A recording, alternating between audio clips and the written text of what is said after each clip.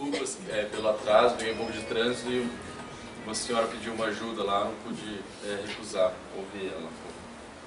Bom, hoje a doutora Marlene, como ela está viajando pela Europa para divulgar a AME Internacional, a doutrina espírita e as implicações positivas disso na saúde do ser humano, a gente vai substituir ela. E essa é a aula de hoje, a qualidades do agente espiritual, dando sequência no livro dela. É uma palestra bem difícil. Eu até achei que fosse uma brincadeira do Maida quando ele pediu para fazer, porque sinceramente eu não me considero nem um pouco preparado para falar sobre um tema desse, né? Mas aí por outro lado eu pensei, mas se eu tenho noção disso, pelo menos obsediado eu não estou, né? Porque quando você está em fascinação, você nem cogita essa possibilidade. Então, na medida das possibilidades, a gente vai estudar um pouco. Então esse livro é muito bacana, é o livro do Mesmer, os estudos ocultos, dividido em 3 partes. E a gente tem algumas frases dos 2 principais seguidores dele, que é o Boursegur, não sei como é que pronuncia em francês, mas que ele diz para a gente fazer como o exemplo do Sr. Mesmer, que foi um dos primeiros, digamos assim, passistas, ou que tentou sistematizar a doação fluídica. Naquela época dizia-se o magnetismo, né? Então, dizendo que é necessário ter esforço sobre nós mesmos, já demonstrando a ideia de que é necessário alguma reflexão do magnetizador ou do doador em relação a si mesmo, não é algo mecânico em si. Então, não se exaltar, então não se envaidecer, achar que a sua qualidade ou algo de superior em relação àquele que ele está doando, como se isso fosse implicar na potência da doação, na qualidade da doação. E vendo os efeitos, algumas vezes surpreendentes desse fenômeno, como salutares, inerentes de um homem que tem um coração reto e amor ao bem. Coração reto e amor ao bem, é algo que dá para se pensar bastante nisso. Coração reto, pelo que eu entendi, é aquele indivíduo que tenta, na medida do possível, nas suas capacidades, focar a sua vontade em coisas novas. Então não se deixar desperdiçar a energia da vontade, que é a potência do espírito, algo inerente do espírito. Dentro da psiquiatria, a volição à vontade é uma função psíquica complexa que abrange diversos, digamos assim, outras funções psíquicas, desde inteligência, senso-percepção, até valores, os instintos, expectativas sociais e etc. E amor ao bem, então você pega essa vontade e foca nela em relação a beneficiar outras pessoas. E assim você pode operar pelo magnetismo. O outro seguidor, o Deleuze, ele diz que nessa doação é necessário que tenha uma simpatia, ou seja, alguma forma de harmonia, de sintonia entre o doador e o receptor. De alguma maneira física, que os dois no mesmo tempo, possivelmente no mesmo lugar, estejam sintonizados com a ideia dessa transmissão. E a vontade, mais uma vez a vontade do doador, é a primeira condição necessária para que essa doação ocorra. E a segunda condição é a fé, que é diferente de vontade. A fé é uma crença, é uma expectativa, é uma confiança de que aquilo vai suceder. Então você pode ter, por exemplo, tenho vontade de ganhar na loteria, mas diferente de ter fé que eu vou ganhar na loteria. São coisas distintas, né? E a terceira é o desejo de fazer o bem. Então a vontade de você doar, você pode doar para o mal, por exemplo. Você pode fazer uma doação para uma colônia bacteriana, desejando que elas não cresçam. Sei lá, se for uma colônia de células-tronco, que a gente vai ver posteriormente. Mas o desejo de fazer o bem é a qualidade dessa vontade. Bom, esse capítulo do Missionários da Luz, o capítulo 19, ele é muito rico para a gente pensar e refletir um pouco sobre esse tema. Então, é um trabalho de paz, o André Luiz está observando e fazendo algumas indagações para o Alexandre, que é o orientador. Então, ele vê diversas entidades assistindo os encarnados nessa doação. E primeiro eles assistiam os encarnados e depois os desencarnados, as entidades espirituais que estavam auxiliando nessa tarefa. Eles não falavam quase nada, eram bem disciplinados, não deixavam passar nenhum sem que eles fizessem essa doação. Principalmente os desencarnados, que eram do séquito familiar da população que ia tentar conseguir alguma ajuda no centro. Então, quando a gente vai nesses ambientes, como aqui, por exemplo, a gente está ajudando não só a nós mesmos, mas muitas pessoas que são relacionadas a nós.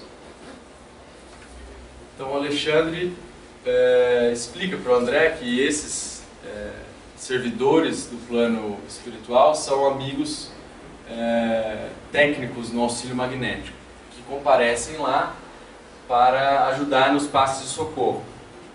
Então, é um departamento delicado e especializado, que exige muito critério e responsabilidade. E o André, bem pragmático, sistemático, ele já faz uma pergunta assim: precisa de algum requisito especial para fazer parte dessa equipe espiritual, no caso? Aí o Alexandre responde enfaticamente: sim. Então, nessa tarefa não basta só a boa vontade, então não basta só você querer ajudar simplesmente, como em outros departamentos do plano espiritual.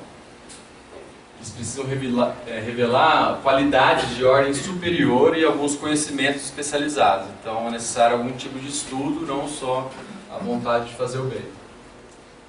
Uma coisa que me assustou muito é quando ele fala assim, que é necessário manter um padrão superior de elevação mental contínua. É algo, pelo menos para mim, é inimaginável, né? Deixou bastante receoso, né? Então é uma condição indispensável para a exteriorização das faculdades radiantes, para você doar essas energias que todos nós podemos manipular e produzir de alguma maneira. Então, o missionário do auxílio magnético na crosta ou aqui na nossa esfera, já desencarnados, é necessário. E aqui que vem essa plaquinha que a gente tem aqui, ó. Todos os itens, né? Então, você tem que ter grande domínio sobre si mesmo. Cada uma dessas já é algo para várias encarnações, né? Grande domínio para si mesmo, espontâneo equilíbrio dos sentimentos. Você não faz força, simplesmente não se desequilibra. Acendrado amor ao semelhante, alta compreensão da vida, uma fé vigorosa e profunda confiança no poder divino. Aí que eu me desesperei mesmo. Aí eu falei, caramba, o que eu estou fazendo lá, né? Ainda tenho que falar sobre isso. Fiquei realmente bem... não sabia o que fazer.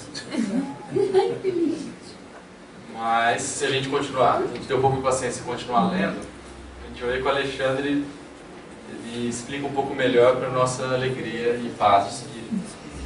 Ele fala assim: cumpre acentuar, todavia, que esses requisitos no nosso plano espiritual são exigências, mas na esfera carnal a boa vontade sincera, em muitos casos, não todos, né, ele pode suprir alguma deficiência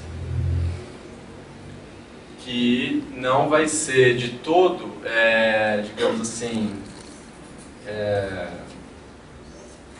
claro que o ideal seria que a gente tivesse todos esses requisitos, né? Mas se a gente tiver uma ou outra deficiência, assistência prestada pelos benfeitores dos nossos círculos de ação espirituais, eles vão suprir. Então, se você brigou no trabalho, está desesperado, não consegue pagar a conta, está com uma dívida, o seu filho, você está suspeitando que ele está usando drogas, é claro que você vai se desequilibrar. Nós somos falíveis, nós somos humanos.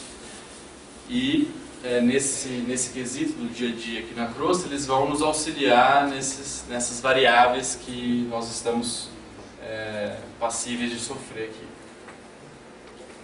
Então, todos em maior ou menor intensidade poderão prestar concurso, agora falando de nós, os encarnados, né? Então, é necessário, nesse sentido, uma disposição fiel de cooperar. Então, o mais importante de tudo, que a doutora Marlene sempre fala, é a vontade de cooperar, vontade de ser útil, vontade de ajudar, de fazer alguma diferença positiva, focando no outro, esquecendo de si mesmo um pouco, se desdobrando, se doando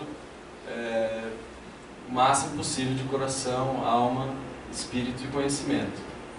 Então, as autoridades do nosso meio designam entidades sábias e benevolentes que orientam indiretamente o neófito, o iniciante. Então, aquele que tiver vontade e se dispor a fazer esse tipo de doação, ele vai ganhar alguns amigos de ótimo, digamos assim, gabarito espiritual. Então, você vai estar bem acompanhado, que vai utilizar essa boa vontade para enriquecer o valor desse colaborador. Então aí a gente já vê que quem ama é sempre o maior beneficiado, né? Então o Alexandre continua que alguns, embora bondosos e sinceros nas convicções, eles pensam, acreditam ou alimentam a expectativa de que a mediunidade curadora é um acontecimento miraculoso na vida. E não simplesmente um serviço do bem que pede ao candidato dessa doação um trabalho laborioso e vigoroso dessa autodisciplina, esse labor. Porque você quer alguma coisa mais miraculosa do que o efeito placebo, por exemplo? Você dá farinha para o indivíduo e ele melhora. Ninguém consegue explicar isso. Só que é algo banal que acontece. Por exemplo, você faz um ensaio clínico entre uma droga e uma droga placebo. Aí o medicamento novo melhora, sei lá, 50%. E o grupo placebo melhorou 30%. Só que dentro da droga que melhorou, tem um efeito placebo. Então, se você for fazer uma conta simples, você vai saber que a droga em si, o mecanismo farmacodinâmico da droga, ele ajudou em 20%. Só que o próprio indivíduo, na expectativa e no desejo melhor, ajudou em 30%. Os indivíduos que melhoraram. Então isso é um grande milagre. E na doação magnética, isso também ocorre. Outros tipos de milagre que ocorrem no nosso dia a dia, a gente nem percebe, porque está acostumado, passa desapercebido. Então, alguns casos muito interessantes que a gente começou a mostrar aqui, eu até mostrei na outra vez que eu falei para vocês, eles são naturais, são leis que a gente não está tão familiarizado, ainda mais outras pessoas que não estudam doutrinas mais espiritualistas, né? E eles sempre existiram desde o início da humanidade. São leis físicas, naturais, que ocorrem quando os indivíduos se predispõem a realizá-las, né? E não depende de qualidades e superioridades daquele que doa, como a gente viu. Depende de vontade, de fé e de a qualidade da vontade de fazer o bem. Depende desses requisitos e de alguns outros que a gente vai falar mais na frente. E desde que os interesses desse colaborador nas aquisições sagradas do bem, então sempre a vontade de fazer o bem é o suprassumo dos requisitos para ser um auxiliador magnético. Seja mantida acima de qualquer preocupação transitória, material, de relacionamentos, de status, qualquer coisa que é do mundo terra a terra que nós estamos e que vai acabar assim que o nosso corpo sucumbir, se ele manter isso acima da nossa esfera, ele vai esperar incessante progresso, tanto da sua capacidade de ajudar por ele mesmo, pelo próprio esforço, mas também recebendo auxílio do mais alto. Então ele vai sempre evoluir, se ele manter esse valor disciplinado. E o André, mais uma vez sistemático, ele coloca uma pergunta muito simples, né?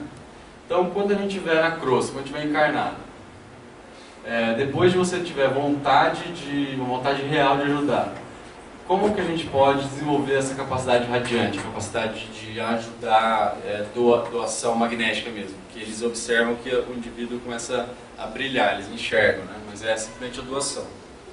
Então o Alexandre coloca, então o candidato ele precisa considerar a necessidade de elevação urgente, elevação do padrão mental, dos desejos, dos valores, para que as suas obras, consequentemente, as realizações que são consequências dos nossos pensamentos, se elevem no mesmo ritmo. Então, antes de tudo, é necessário equilibrar o campo das emoções. Então, não se permitir entrar em desequilíbrio.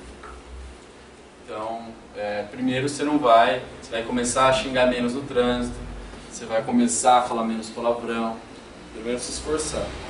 Você vai se esforçar para desejar menos o mal para o outro, não aceitando o presente das ofensas que a gente aceita por aí, porque é uma opção nossa aceitar ou não as ofensas que todos que tentam nos agredir querem nos atingir. Então, fazendo esse caminho.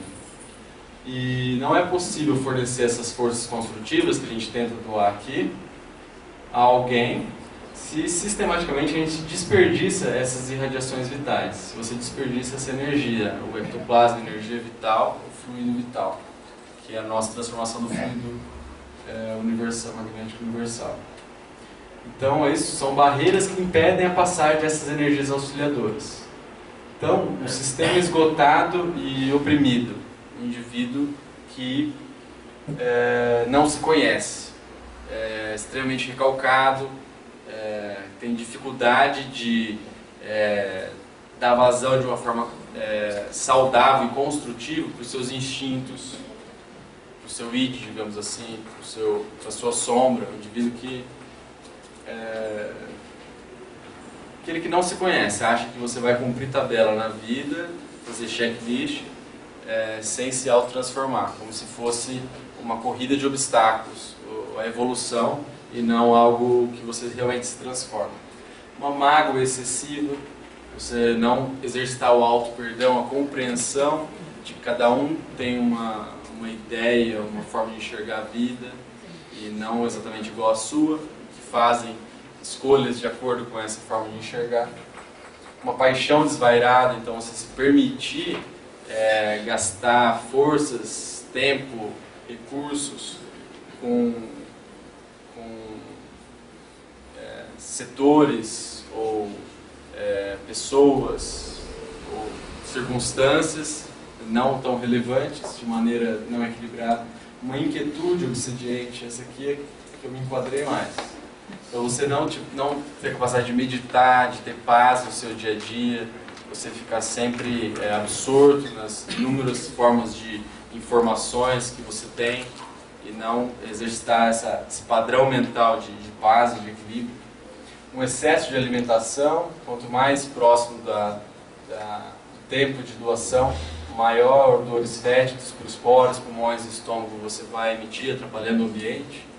Álcool e outras substâncias tóxicas que vão levar a alterações psíquicas e dos nossos centros nervosos, dificultando a doação.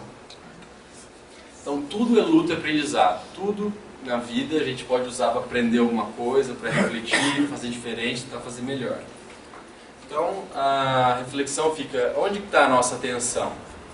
Nossa atenção está nas virtudes que ainda não conseguimos construir, no outro que tem alguma virtude que a gente não tem, a gente fica focado nisso, fica sambando lá, num motor que só gera calor e não gera trabalho, ou a gente se esforça naquilo que a gente está fazendo e pode fazer para conquistar o que ainda nos falta. Muito mais inteligente, né? Então a ausência de estudo é estagnação. Se você não busca novas formas de reflexão ou de conhecimento para tentar progredir nessa ideia de valor, você está estagnado. E aprender é a única coisa que o cérebro físico ou espiritual nunca se cansa. A gente nunca vai se cansar de aprender coisa. É a única coisa. Todo o resto é estafa, a gente se cansa. Então qualquer cota de boa vontade, que é o suprassumo dessa aula, espírito de serviço, recebe da parte do mundo espiritual a melhor atenção. Então a gente pode nos nos permitir ficar presos num padrão que a gente está levando por séculos, focados naquilo que a gente tem de pior, ou nos nossos defeitos, nas nossas limitações, ou a gente pode fazer diferente. É claro que isso não é algo tudo ou nada, que a gente faz tudo errado e depois faz tudo certo, mas é um esforço contínuo de quedas e vitórias. Então, dentro do Evangelho tem centenas de paradoxos, né? Os últimos serão os primeiros, o menor vai ser o maior, o mais humilde é o maior doador, o que mais serve é o superior. Então, quando a gente é fraco, a gente reconhece nossas limitações e, claro, não fica se culpando, não fica reverberando essa negatividade inutilmente, é aí que a gente se torna forte. Porque não tem como a gente melhorar algo se a gente não enxerga esse defeito, essa dificuldade. Não tem como a gente mudar alguma coisa que a gente não percebe ou não admite, embora seja doloroso. Então, puxando um pouco a sardinha para a AME, né? A gente tem essa pesquisa muito bacana que o Lupete, que é o Giancarlo, produziu com a doutora Marlene Nobre, que é uma revisão sistemática das terapêuticas espíritas na literatura, né? Então tem vários tipos: água fluidificada, passe, trabalho voluntário, desobsessão. Não tinha estudo, mas vai ter, se Deus quiser. Então, interessante que ele só usou os trabalhos que tinham grupos, foram excluídos os que não tinham comparador placebo. Ou seja, quando tem placebo, aqui você já tem o que a gente falou antes lá, que os seguidores do Mesmer já falavam. Vai ter vontade de fazer o negócio, vai ter, além da vontade, vai ter a qualidade dessa vontade de fazer o bem, e você acredita que você vai doar realmente. Então, por exemplo, nesses 3 estudos, comparando com o placebo, que a pessoa era um shame, que ela só ficava botando a mão como se fosse uma mímica, né? Houve redução dos comportamentos de pacientes com demência. Então, pacientes tinham menor dose de cortisol matutino, indicando que eles estavam menos estressados, comportamentos de ficar andando pela casa com agitação psicomotora, não violentos necessariamente, falando coisas sem sentido, comportamentos de desorganização do pensamento comportamental diminuíram, os pacientes ficaram mais tranquilos, mais calmos. Outros 7 estudos avaliando dor mostraram diminuição dessa dor em pacientes com câncer, em quimioterapia, como aqueles com osteoartrite de joelho, queimaduras e dor de cabeça. Outros estudos também, comparando com o placebo, houve aumento das células humanas em culturas, síntese de DNA e mineralização óssea dos osteoblastos, aqui é culturas de células, né? E elevação da hemoglobina e do hematócrito, aqui já em ser humano, em vivo. Bom, então, sem dúvida, a possibilidade de você doar, ela é sempre bem-vinda, né? Aqui a gente tem todo o sistema, tanto espiritual, como na nossa agenda a gente já coloca, a gente se prepara, aquele tempo, aquele período, aquele horário para a gente fazer essa doação. Mas isso no dia a dia ocorre num contínuo de intensidade e preparação. Aqui a gente está num ambiente ótimo, né? Nas condições ideais de pressão e temperatura, e no dia a dia a gente tem diversos atritos e dificuldades. Mas só de uma mãe que acolhe o bebê no seu colo, canta uma música, isso também já é alguma doação. Existe uma doação lá. Quando você dá a mão para alguém, coloca a mão no ombro de alguém que você ama de verdade, você está fazendo algum tipo de doação. Então isso é um contínuo, a gente precisa abrir a nossa cabeça para essa grande variabilidade de graus dessa doação que ocorre todos os segundos da nossa vida. Então aqui no ambiente ideal, a autodisciplina, a vigilância e a reforma íntima, eles têm que ser sempre um esforço construtivo no bem. Então o passista ele deve se enriquecer espiritualmente pelo estudo constante, porque é uma grande oportunidade de adquirir novos hábitos nobres nesse trabalho. Então o fato aqui, o Dr. Albert sempre fala pra gente, a gente não tem menor noção, menor controle dos resultados. A gente entrega os resultados para Deus. Isso é um grande alívio, dá uma certa leveza e um exercício de humildade. A gente não vai saber, só se a gente for atrás, né, dos resultados exatamente. Os pacientes que eu encaminho para cá não sou eu que entrevisto, mas depois a gente pode trocar algumas figurinhas. E você vai simplesmente doar o seu melhor, mas Deus sempre vai decidir o resultado daquilo. São extremamente variados os efeitos da ação fluídica. Algumas vezes ela é lenta e o tratamento é prolongado, na grande maioria das vezes, outras vezes ela é rápida como uma corrente elétrica. Isso sempre vai variar, independente de nós, porque a gente não controla os resultados. Isso fica muito bem estabelecido no exemplo do André Luiz dos Mensageiros, que o primeiro passo que ele deu, uma mulher vítima de tracoma, que não enxergava no plano espiritual, ela se curou repentinamente, passou a ver e começou a elogiá-lo. Ele se envaideceu na hora, mas o Ariceto já na hora já chamou a atenção dele, pedindo para ele não enveredar por esse caminho, porque os resultados sempre pertencem a Deus. E aí ele forçou a barra, né, mas foi no caminho certo, embora não totalmente sincero na hora. Ele falou: minha amiga, agradeça a Jesus e não a mim, que sou apenas um obscuro servidor. E logo depois ele teve a experiência que aquilo era uma realidade, e aí sedimentou o aprendizado, né? Ele fez um passe num senhor que a região facial tinha um aspecto horroroso, porque ele tinha sido vitimizado por um câncer, um tumor, quando estava encarnado, e o passe não modificou em nada o quadro. Então, a gente não é nada, a gente só... Essa imagem é muito interessante.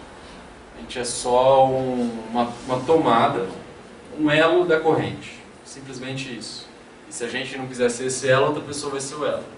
Sorte sua se você se fornecer para ser o elo, que você vai ficar com energia. Então, depende muito do paciente essa melhora. Então, lembrando da analogia do elefante, né? Então, o elefante ele era amarrado num toquinho de madeira desde filhote. Quando ele era filhote, ele não tinha força para arrancar o toquinho. Ele tentava, não arrancava esse toco. Aí ele cresceu, ficou gigantesco, e ele aprendeu pela experiência que ele não conseguia arrancar o toco. Mas depois que ele ficou grande, ele nunca tentou. Então, pela crença dele, pelo acreditar que ele era incapaz de se livrar dessa prisão, dessa corrente, ele continua preso. Mas porque é a crença dele, a limitação está na cabeça. Porque de fato, se ele tentar de novo, acreditar que pode, ele pode vivenciar essa outra possibilidade, essa outra realidade. Então, a maioria de nós, encarnados ou desencarnados, a gente demora para se desvencilhar das doenças, porque a gente acredita que não deve ser de outra forma. E quando isso eclode no corpo físico, e depois que a gente desencarna, elas permanecem radicadas no perispírito por causa dessa crença. E aí não há passe que resolva se você não acreditar que possa ser diferente. Vai depender do paciente.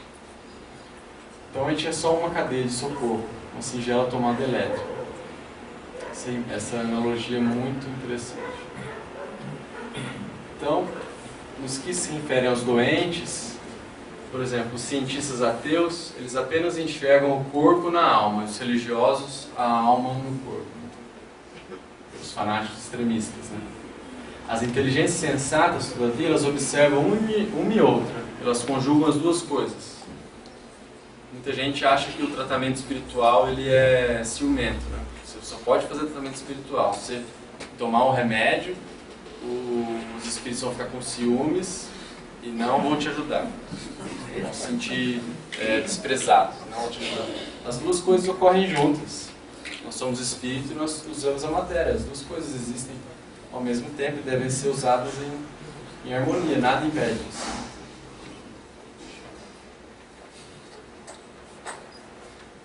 Então, seja qual for essa mensagem principal, depois da boa vontade, do desejo de ajudar, da capacidade de a gente amar os outros.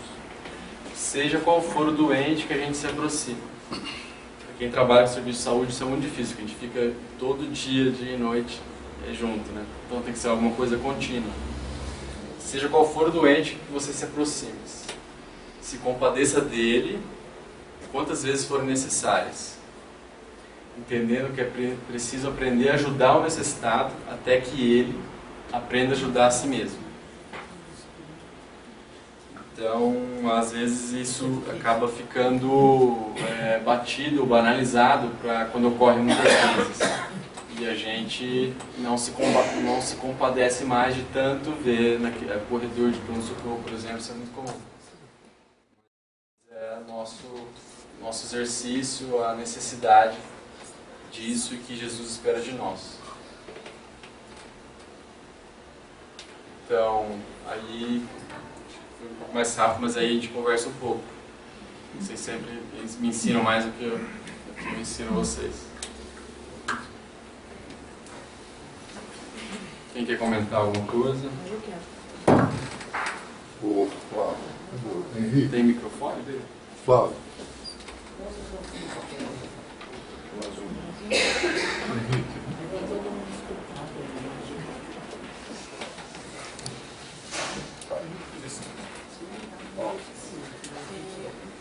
Eu queria fazer uma pergunta.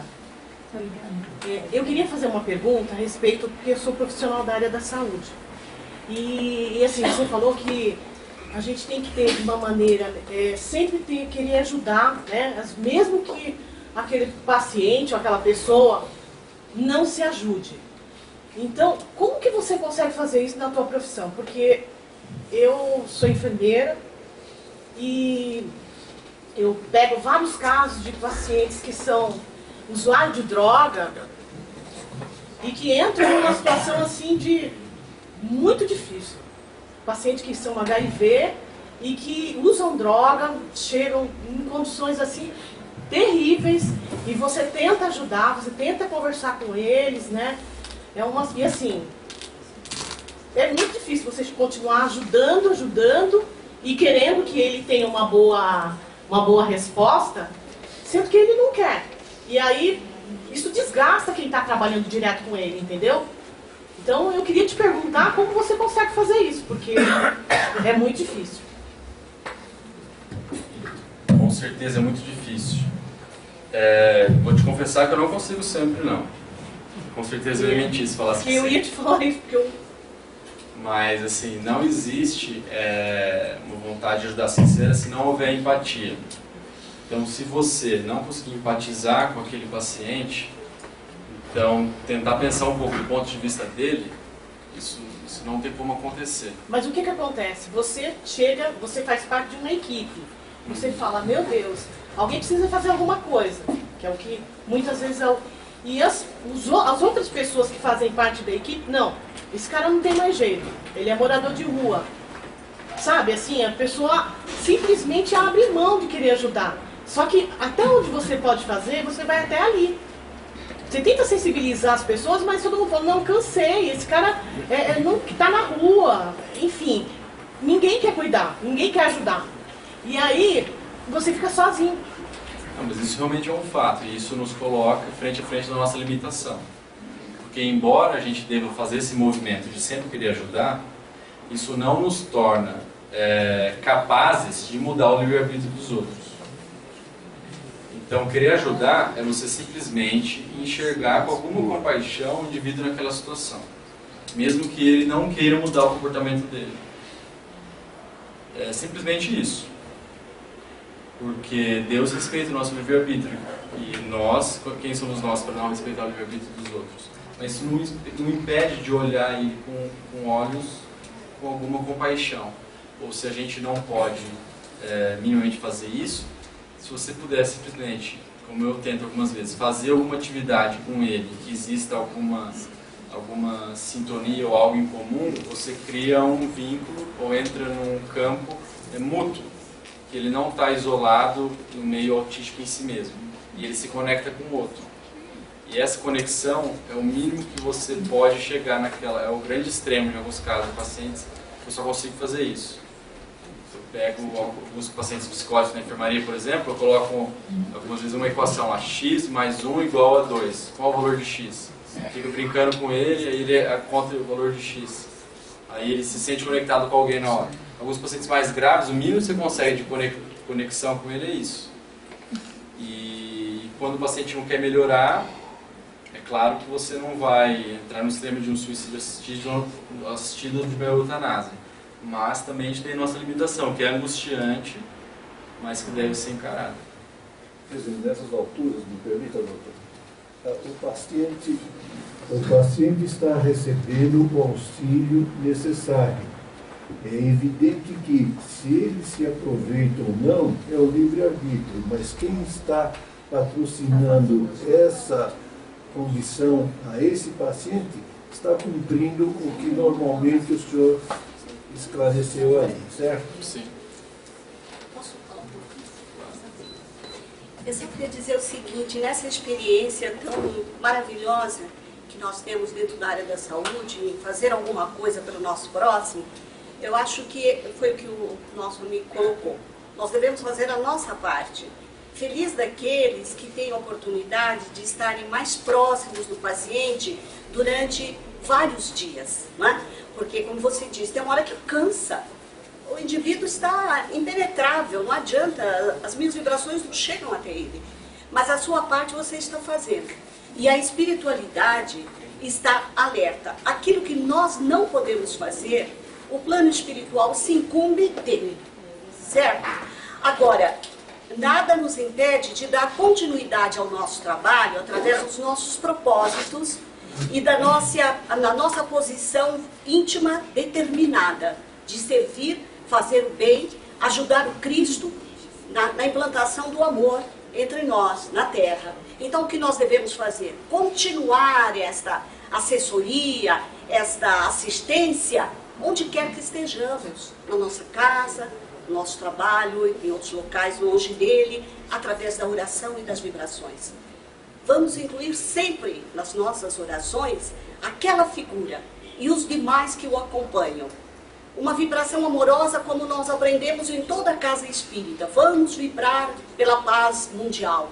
Vamos vibrar pelos nossos amigos doentes, por aqueles que estão nos corredores dos hospitais e etc, etc, etc. Então, cada vez que nós vibrarmos com amor, com esse potencial de energia determinada e focada para aquilo que estamos mentalizando, tenho certeza, assim pelo menos o plano espiritual confirma isso, que as nossas preces têm uma ação, um poder que nós mesmos muitas vezes não podemos imaginar. É a minha opinião. Roberto, e a própria doença não é um processo de cura para o espírito? A própria doença? Sim, exatamente, porque esse paciente será chamado pelo as próprias necessidades no momento certo. E muitas vezes é isso mesmo, é uma necessidade dele passar por aquela fase. E essas oportunidades que ele está tendo de contato com seres amorosos, como alguns médicos, que já entenderam a necessidade da espiritualidade dentro da medicina. Então, isso vai mudando aos poucos. E muitas vezes a sua imagem, naquele momento de tanto amor que você está dando, jamais será esquecida por ele. E num momento ou outro, talvez ele possa ser tocado pela ajuda do plano espiritual, mas tendo você como mentora e como sinalização. Rafael, é uma confusão minha por falta de conhecimento. A impressão que eu tenho é que o estudo de Mesmer, ele se preocupou com o estudo do magnetismo, ele percebeu e viu toda aquela influência magnética no físico, né, do corpo, das pessoas, do elemento. Eu não sei se é isso, mas entendi assim. Quando nós vamos para a parte espiritual, que é o tratamento de passe, da cura magnética também, que aquela, você falou aí, um dia nós vamos perceber o que realmente acontece, que é um estudo que poderá ser feito.